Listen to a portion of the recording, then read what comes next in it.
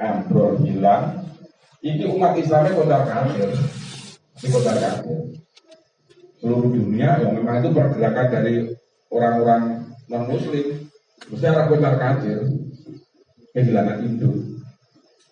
Apa gawe khilafah menang jangel, betul sakit.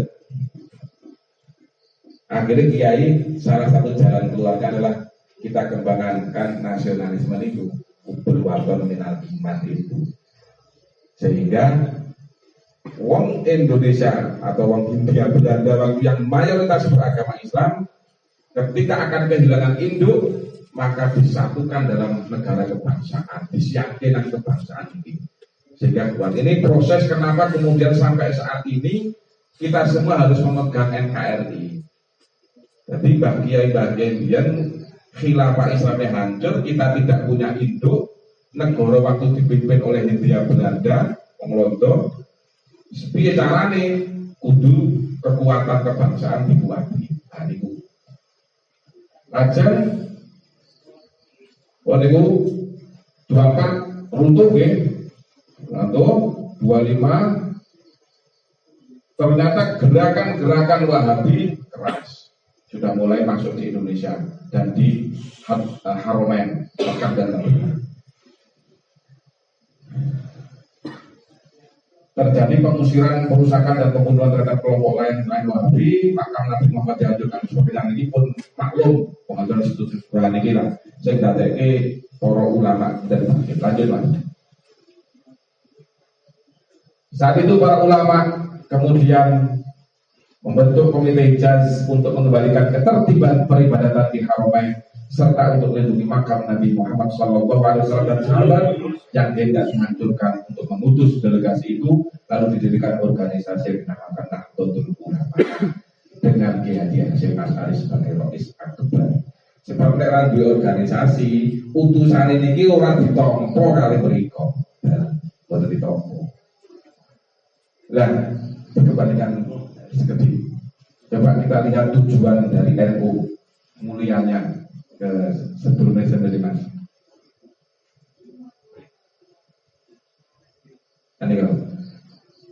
Jadi ulama pesantren membentuk komite Hijaz untuk mengembalikan ketertiban peribadatan. Kan wis mau wis anjur-anjur lagi ibadah, mazhab seragam macam-macam.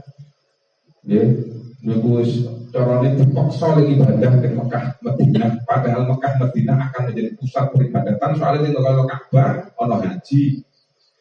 Ada masjid saged didirikan di mana-mana, ada Ka'bah mung setunggal kuwi tok. Wangi ibadah ini kalau surat anjuran-anjuran. Lah ulama-ulama itu yang kepentingan pertama adalah mengembalikan ketertiban peribadatan. Tujuannya adalah dunia hasanah ini untuk mencapai akhir hasanah di Haramain serta untuk ini yang tujuan yang kedua melindungi makam Nabi dan sahabat yang tidak dihancurkan. Otomatis nek melindungi makam wae dicoba berarti otomatis menjaga ajarannya. Nah, ajarannya inilah yang artinya bahwa kita tidak bisa membayangkan Indonesia mau Allah, Gusti Allah mau preso.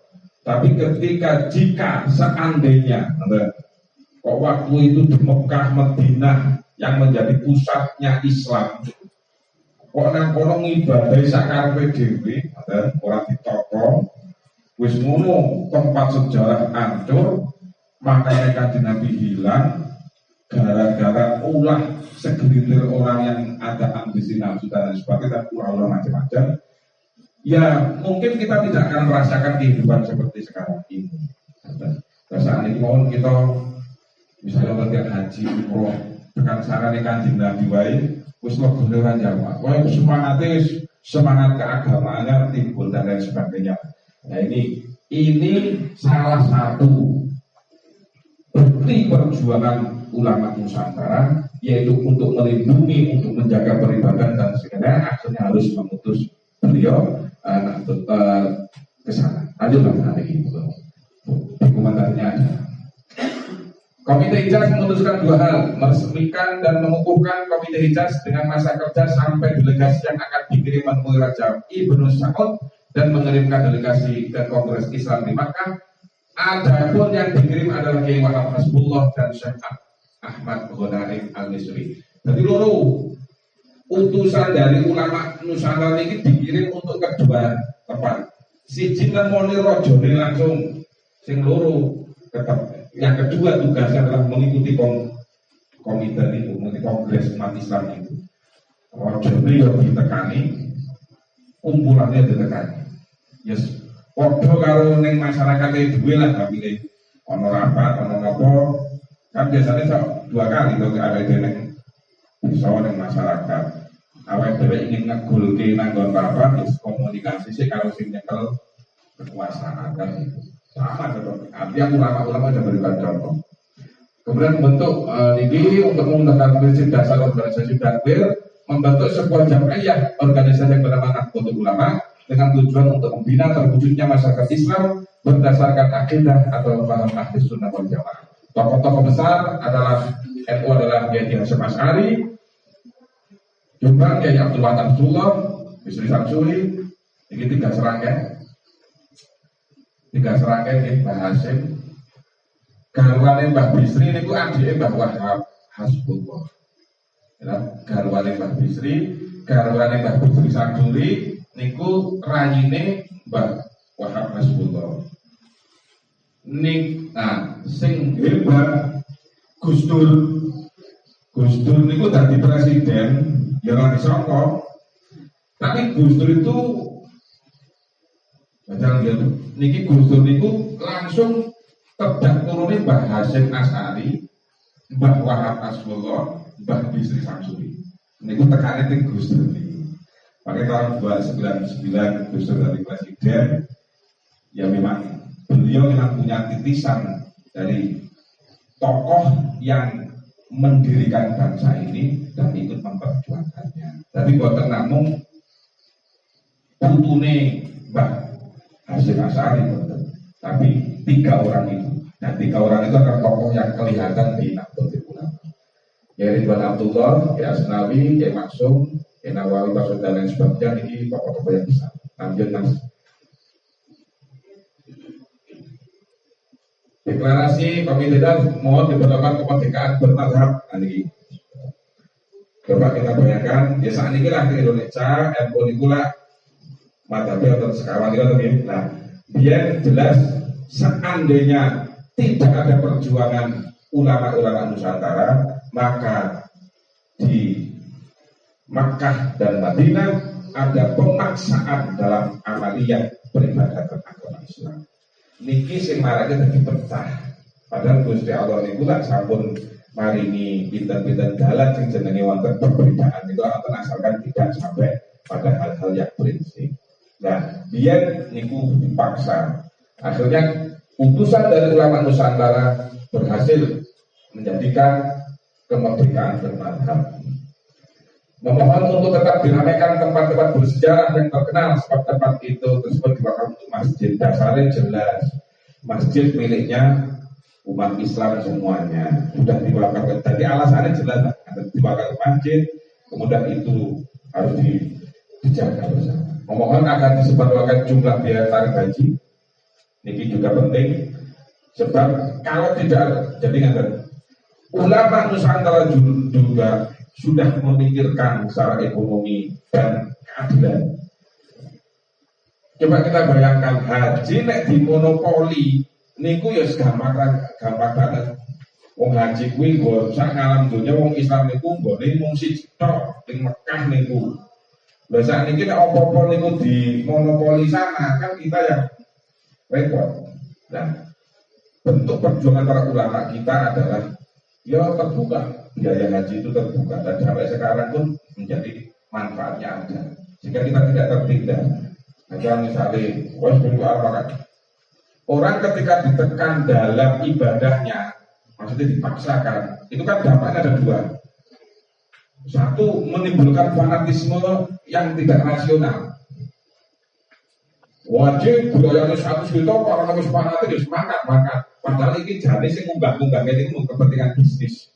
Ada bilang, nomor loro, dampaknya sakit lawan Jepang. Akhirnya apa ya serai Islam orang haji-hajian, terus Islam orang pakai haji. Dampaknya kan bisa seperti itu. Kalau tidak rasional, Nah, ulama-ulama kita berpikir ibadah ya harus diikuti dengan tata cara yang rasional. Karena ajaran Islam juga seperti itu. Nah, inilah akhirnya semua itu akhirnya tidak ada monopoli, tidak ada pemaksaan kehendak dan sebagainya. Jadi semua hukum perlu ketentuan tertulis. Masya Allah, kiai-kiai kita sudah memikirkan itu. Tidak hanya memikirkan di saat itu, tapi sudah memikirkan 100.000 tahun yang akan datang. Jadi ada bukti tertulis dan itu tentu saja sudah mengikuti ajaran Nabi bahwa apapun tetap ada tulisan. Akhirnya di konten ini kita semua itu di organisasi kan ada bukti-bukti tertulis. Sebab kalau tidak ada bukti tertulis, nanti segala ketentuan itu akan menjadi dongeng saja, cerita saja, dan ini bahaya kalau seperti itu. Sahabat-sahabat yang dihormati, siapa kita? Siapa kita? NKRI, Pancasila, Nusantara, Ansor Pancor. Tepuk tangan untuk kita. Ataupun ini komite Jas Pak Gubernur Matur seperti terus tanggal 26 ya, ini prosesnya tanggal tahun 26 lagi tahun 26. Nah dok, sering kita dengar gini dong, tak ulas Nahdlatul Ulama bangkit dan membangkitkanlah dok kami ini. Nahdlatul Ulama maknanya pun nek boten salah tidak hanya sekedar bangkit. Kalau bangkit untuk diri sendiri saja, tapi kalau membangkitkan berarti diri dan kita bisa menggerakkan orang lain. Lanjut ulama-ulama itu jadi. Nah, monggo. Niki untuk Mas Sari Menteri NU, oke. Tujuan berdiri NU, kemerdekaan Indonesia tentu merupakan tujuan nomor 1. Berdirinya NU, kemerdekaan Indonesia tentu merupakan tujuan nomor 1 berdirinya Nahdlatul Ulama. Nahdlatul Ulama didirikan salah satunya adalah untuk memerdekakan Indonesia. Sebab sing jenenge dijajah kalau merdeka nek wong nglakoni ibadah ya enak merdeka seperti itu logika.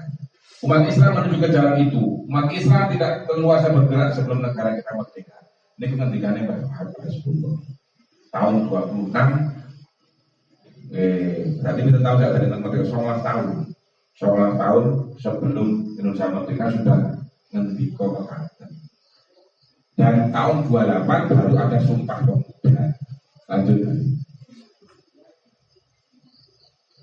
Membangun landasan gerakan. Setiap organisasi membutuhkan landasan berpikir dan bertindak yang bertata rapi.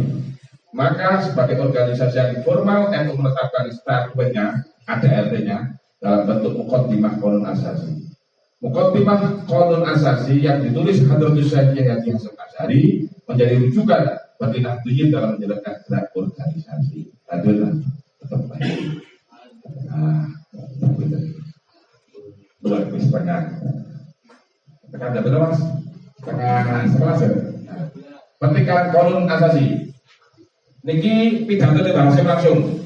Meskipun awake warga NU, meskipun urus tadi pengurus NU, kita biasa bangsa tidak masalah. Tapi marilah Anda semua dan segenap pengikut Anda dari golongan para fakir miskin, para hartawan, rakyat jelata dan orang-orang kuat berbondong-bondonglah masuk jamaiyah yang diberi nama Jamaiyah Nahdlatul Ulama ini. Masuklah dengan kecintaan.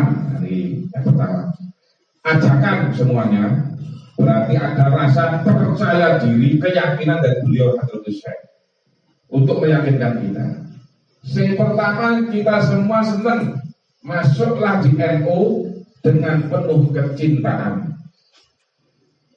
kasih sayang, rukun, bersatu, dan dengan ikatan jiwa raga.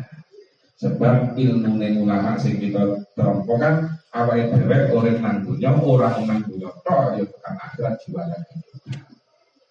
Kita ulangi ini, masuklah dengan kecintaan, kasih sayang, rukun, bersatu, dan dengan ikatan jiwa raga. Lanjut. Ini adalah jamaiyah yang lurus, Nah, NU adalah jamaiyah yang lurus sesuai dengan niat dari para pendirinya. Bersifat memperbaiki, sifatnya memperbaiki dan menyantuni. Ia manis terasa di mulut orang-orang yang baik dan terasa di mulut orang-orang yang baik dan bengkal atau kolot. Wong desa-desa itu malah cepat beli nombok NU. Dan bengkal di tenggorokan orang-orang yang tidak baik. Nah, kadung wis ra seneng yo. Abot ya tadi. Dalam hal ini hendaklah Anda sekalian saling mengingatkan dengan kerjasama yang baik, dengan petunjuk yang memuaskan dan ajakan memikat serta hujah yang tak terbantahkan. Ajakan yang memikat serta hujah yang tak terbantahkan. Oh dasari. Yo nek dipikir dasare nang NU itu sabar, ada tak terbantahkan. Kuat, aja Mas. Keagamaan NU itu aswaja. Ini keagamaannya NU itu ahli sunnah wal jamaah, ummatan wasaton, firqah najiyah dan syawatul akbar. Ini prinsip kita. Kondang ini kalau dimatur ngeten.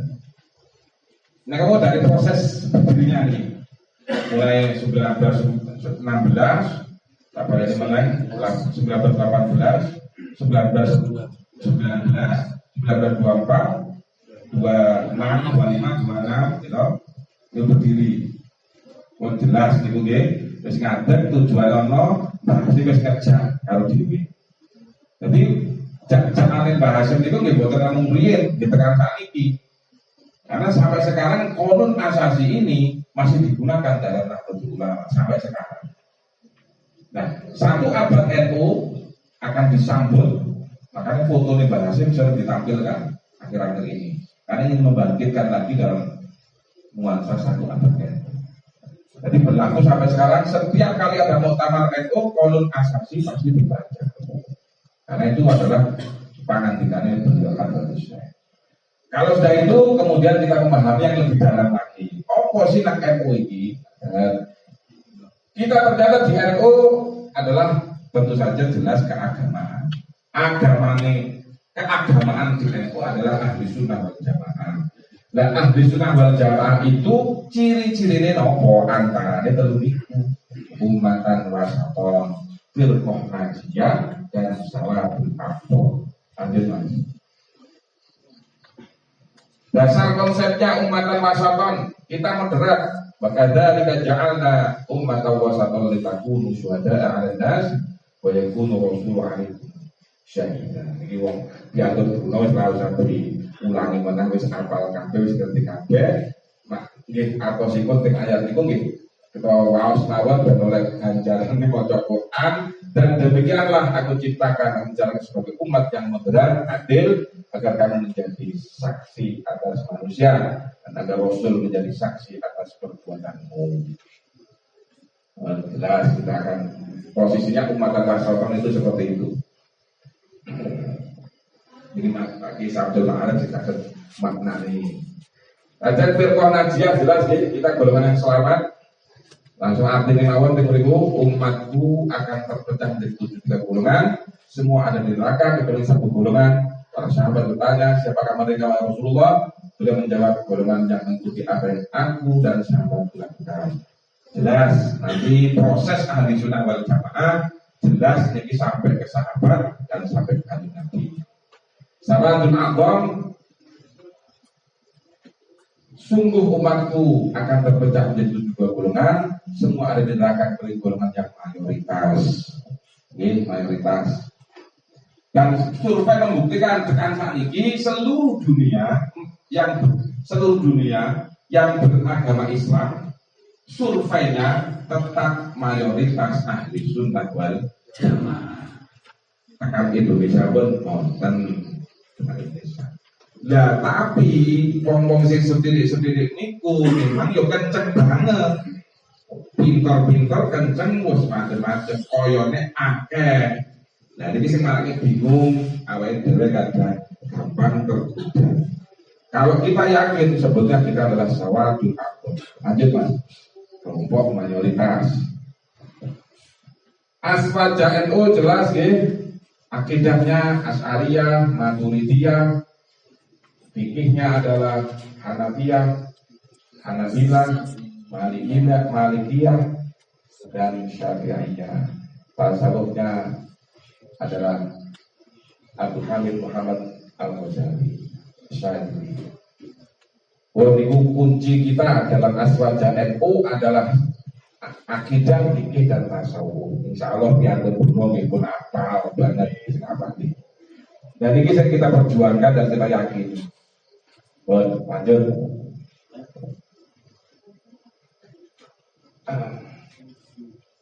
Niki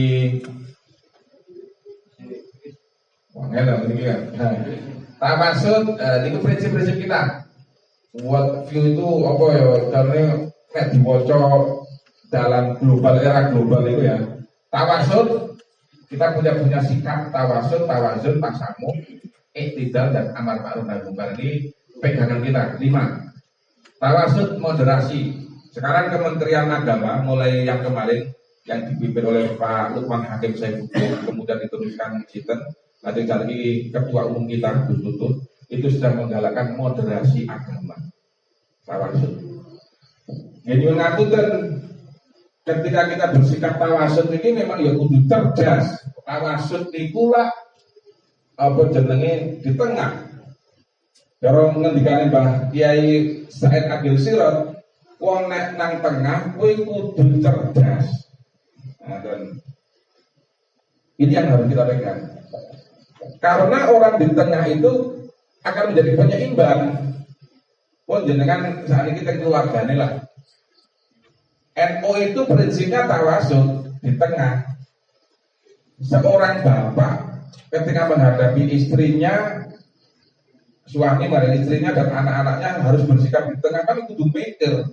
Kadang-kadang ya dituruti sing kene, kadang-kadang dituruti, kadang-kadang dituruti kabeh, kadang-kadang anek wong Arab berpikir sing pokoke gampang. Gitu. Pokoke ngamuk gelas dipecah rampung wis pokoke tinggal lumah. Nah, pokoke orang di tengah tawasud itu ngendikan Mbah Said Agil Sirot ketua umum PBNU harus cerdas. Dan memang cerdas, orang di tengah itu cerdas. Pemikirannya di tengah. Oh jenengan tingali mulai saka keluarga, mulai sak RT, sak RW. Orang-orang yang akan menjadi tumpuan untuk dimintai nasihat biasanya lah orang-orang yang berimbang. Wong sing iso bijaksana. Nah, orang bijaksana itu kan dari segi waktu luwih akeh terporsir, tenaga pikiran termasuk moderasi. Nah, saat ini ternyata ada juga perkembangan kita dalam beragamanya itu terlalu berlebihan. Bu ke kiri, bu ke kanan, maka digalakkan lagi moderasi agama, tawasud. Bukan tawasud proporsional, berimbang, tasamuh, toleransi. Jangan saya ketinggalan dia pakai moderasinya itu tawasud di tengah-tengah. Karena ngeten, lahirnya ahli sunnah wal jamaah, lahirnya ahli sunnah wal jamaah secara langsung dibakukan. Nek jane ngeten. Nek zaman Kanjeng Nabi carane sahabat, nggih, zaman sahabat Kanjeng Nabi niku nggih ahli sunnah wal jamaah tapi ora dijenengi ahli sunnah wal jamaah ngoten niku. Mulai muncul nama ahli sunnah wal jamaah kan di zaman tabi'in. Kalau tidak salah, di zaman tabi'in. Jadi setelah muncul pergerakan pemahaman agama itu mulai ono sing nyeleweng wis rono mrene ra genah. Memunculkan lagi pemikiran amaliyah Kanjeng Nabi kalau sahabat yuk di corong apakane diwadahi diwujudke nanggon ahli sunnah wal jamaah. Nek mau ora ono itu wonten jamane para sahabat nggih boten jeneng wonten niku. Nah, kemudian muncullah ahli sunnah. Munculnya ahli sunnah wal jamaah itu juga memang karena wis ora genah ana Syiah, ana Khawarij, wonten Mu'tazilah, lalu muncul ahli sunnah wal jamaah yang ada di tengah. Nah, ini moderasi, proporsional, dan ini akan kita alami terus sampai sekarang. Nah, coba kita bayangkan, wong ahli sunnah wal jamaah iso ngakomodir darani wong Syiah, gitu. Dan ahli sunnah wal jamaah semua sahabat dimulyakake wong Syiah, sing dimulyakake pun sebagian tok ahli bait tok, nek liyane boten. Nek ahli sunnah ya ahli bait dimulyakake, sing kene sing liyane boten ahli bait dimulyakake. Tawazun, proporsional, berimbang, toleransi. Kenapa toleransi? Karena menghargai perbedaan. Kadang kita berbeda dalam akidah, gitu, toleransi. Berbeda partai, kita toleransi. Iktidal, adil, jelas prinsipnya dan amar ma'ruf nahi munkar karena sebagai niat kita mengajak yang ma'ruf dan mencegah yang munkar. Ini namanya prinsip dakwah kita. Lanjut. NU punya sanad jelas siapa yang mau mengurusi NU. Saya anggap dia santriku. Siapa yang dari santriku saya doakan husnul khotimah beserta anak cucunya. Amin. Pun dengan melu PKD Ansor diniati karo melu ngurusi NU. Lanjut. Oh ini jelas sanadnya. Insya Allah pun dengan kertosi wali-wali dan ulama, wali songo macam-macam. Tapi lanjut mas. Peran sana itu langsung dengan Anda rentang 1926 sampai 36 ada peristiwa Sumpah Pemuda jelas ya. Nah ini kalau nanti akan kelihatan 1936 ini tahun yang penting lagi. Kalau tadi kita berhenti di tahun 1926 berdirinya NU, gitu. Yuk 28 itu Sumpah Pemuda. Nah 36 ini ada tahun penting lagi. Waktu itu Indonesia wis persiapan anak merdeka, tapi dijajah Londo 36. Yuk piye lek arek ngukumi wilayah Nusantara ini yang waktu itu dijajah Londo. Ya dihukum ke piye? Ulama-ulama sudah mengatakan bahwa tanah Nusantara yang saat itu dinamai Hindia Belanda dianggap sebagai daerah muslim. Alasannya nopo kata itu. Lanjut. Sesungguhnya negara kita Indonesia dinamakan negara wilayah Islam dan Nusantara karena telah pernah ini. Ulama-ulama berpikir, saiki Nusantara tidak Londo. Ki hukumnya piye ki? Nusantara tidak Londo dhewe baru Islam apa orang? Ulama-ulama berpikir biyen wis ana kerajaan Islam. Biyen wis ana kerajaan Islam. Kalau jauh-jauh 400 ana kerajaan Demak. Berarti biyen nang kene iki wis ana kerajaan Islam. Mung yo akhir kejajah karena wis digosok karo Hindia Belanda. Sesungguhnya negara kita Indonesia dinamakan negara atau wilayah Islam karena telah pernah dikuasai sepenuhnya oleh orang Islam, walaupun pernah direbut oleh kaum penjajah kafir Belanda. Tetapi nama Darul Islam masih selamanya, sebagaimana keterangan dari Bughyatul Mursal Murtasyidin. Lanjut, niki hasil muktamar ke-11. Oke.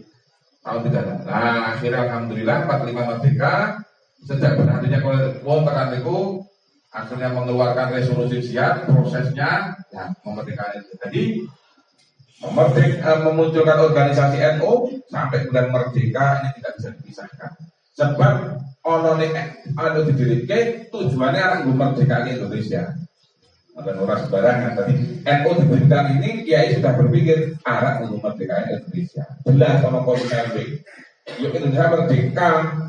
Pun tekan saat ini lanjut. Pun resolusi jihad ini terus pun resolusi jihad itu sampai 3 kali terus dan terampung resolusi jihad kedua terus mas. Nah, ini berita-berita jelas. Artinya ada berita-berita bukti sejarah. NU bersama TNI komunisme terus. Nah. Kondisi NU dalam perkembangannya tadi kami matur 45 merdeka, terus ada proses 48 ada PKI Madiun, benten-benten ceritanya 65 PKI gitu, terus pun order baru di tengah-tengah itu 83 ini NU berdiri lagi di tengah-tengah bangsa, yaitu menetapkan Pancasila. Ketika berbagai kekuatan yang ada mulai menawarkan diri sistem negara Islam, maka NU dengan tegas mengatakan bahwa Pancasila sebagai asas organisasinya. Karena Pancasila dianggap mencerminkan tauhid sebagaimana diajarkan oleh Aswaja. Ini sumbangsih terbesar kedua atau ketiga dari NU. Artinya bisa dikuasai wong penjajah menang ya, jadi bisa dikuasai menang. Berarti macam-macam pun dari negara Islam udah muncul negara macam-macam. NU kembalikan lagi bahwa berasas Pancasila. Bagi NU meyakini bahwa Pancasila dan bendera adalah final. Lanjut mas. Kemudian Pancasila gini tambahan ya, bahwa kita memahami Pancasila sejauh mana. Kita sudah memahami NU, kemudian saya kira memahami Pancasila. Insya Allah dengan wis ngerti ini ya, ini tambah mantap. Hubungan Pancasila dengan Islam aswaja. Satu, Pancasila sebagai dasar dan falsafah negara ini bukanlah agama, jelas. Agama kita adalah Islam, dan Pancasila juga agama. Sila ketuhanan yang Maha Esa sebagai dasar negara RI yang menjadi sila-sila yang menjadikan tauhid menurut pengertian iman, jelas. Bagi NU, Islam adalah akidah dan syariat yang meliputi aspek hubungan manusia dengan Allah dan hubungan antar manusia. Kenapa pokok sebenarnya nganggo Pancasila? Soalnya wong Islam arep bergaul karo manungsa liya nang negara iki. Makanya ya hablum minallah wa hablum minas, badilah Pancasila. Penerimaan dan pengamalan Pancasila merupakan perwujudan dari upaya umat Islam Indonesia untuk menjalankan syariat Islam, jelas. Jadi Pancasila itu ditompo, dilakoni, niku ya memang ora tidak sembarangan, tapi upaya umat Islam untuk menjalankan syariat agamanya. Bukan berarti kita kalah ajarannya. Yuk akhirnya nompo Pancasila, betul dibalik kita nompo Pancasila dengan niatan untuk menjalankan ajaran Islam. 5.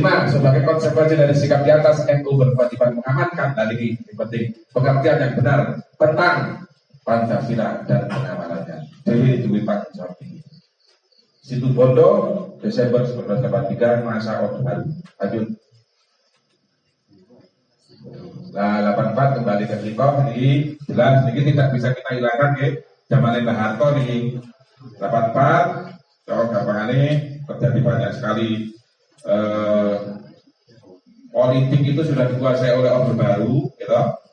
Semacam NU terpojok. Strategi NU adalah dengan hitoh itu. Hitoh itu adalah sebuah strategi yang sampai sekarang juga masih relevan, masih bisa kita ikuti. Akhirnya NU bisa berkelit, elastis, lentur. NU itu lentur. Bisa reformasi, bisa tetap eksis. Maka sampai saat ini orang Barat juga heran. NU kita 100 tahun di Indonesia, padahal Indonesia ini negaranya kayak ini macam-macam pulau, macam agama, macam suku ini, kok bisa eksis banget tekan kayak gitu. Ya karena memang punya sifat lenturnya itu, sifat tawasul, ta'akulnya masih ada. Ikulah sing dadeke, ya akhirnya kaya nopo labuh di NU, sing ono taline sing kedu. Iya tekan ngoten. Lah yang mampu menandingi parpol penguasa Tuhan ini Golkar yang ngaku dan waktu itu dilawan sanggairan jamaah koyo benteng baja gitu waktu itu dinengke wae ya bahaya. Akhirnya NU bisa berpikir berubah khitoh, dengan khitoh ini tidak berpolitik, akhirnya NU bisa elastis, punya kekuatan civil society. Nah ini akhirnya Gus Dur menemukan tonggak untuk kiprah selanjutnya di akhirnya dengan khitoh, akhirnya NU bisa membersamai rakyat, namanya civil society. Ada kan? Perjuangan NU, Mabadi Khairul Ummah. Mabadi Khairul Ummah adalah gerakan pembentukan identitas dan karakter warga NU melalui penanaman nilai-nilai yang dapat dijadikan prinsip dasar Mabadi untuk menjadi umat yang terbaik. Dirumuskan ini Mbah Ali Maksum, Al-Maksum paling lanjutan Mabadi Khairul Ummah, prinsip ada. Apa itu? Mabadi Khairul Ummah kita adalah dalam untuk membangun masyarakat itu kita kudu piye? Kudu duwe sifat asyidku, jujuran, istiqomah, konsisten, ta'awun, saling tolong menolong, al-adalah keadilan, dan al-amanah wal muqarrati. Niki menjadi prinsip perjuangan NU, prinsip untuk berjuang, termasuk bisa kita gunakan kita ini sebagai kader NU, kader Ansor. Yo nek bangun masyarakat ya kudu duwe niku sifat niku asyidku istiqomah ta'awun adalah al-amanah wal wafa bil ahdi. Nek dadi pemimpin sing jujur, istiqomah, saling tolong menolong, adil, amanah, menepati janji. Dari rakyat yang mengatakan, dari kiai, dari santri yang mengatakan, suami, istri, keluarga yang mengatakan. Inilah prinsip yang ditekankan oleh para kiai-kiai kita. Lanjut, untuk membentuk masyarakat yang baik. NU dan tantangan masa kini, NU yang memiliki jumlah pengikut mayoritas, Islam di Indonesia memiliki berbagai tantangan yang dihadapi khususnya di era reformasi yang membuka kebebasan berpendapat yang berdampak pada masuknya ideologi-ideologi dan lain sebagainya. Di saat ini tantangan kita.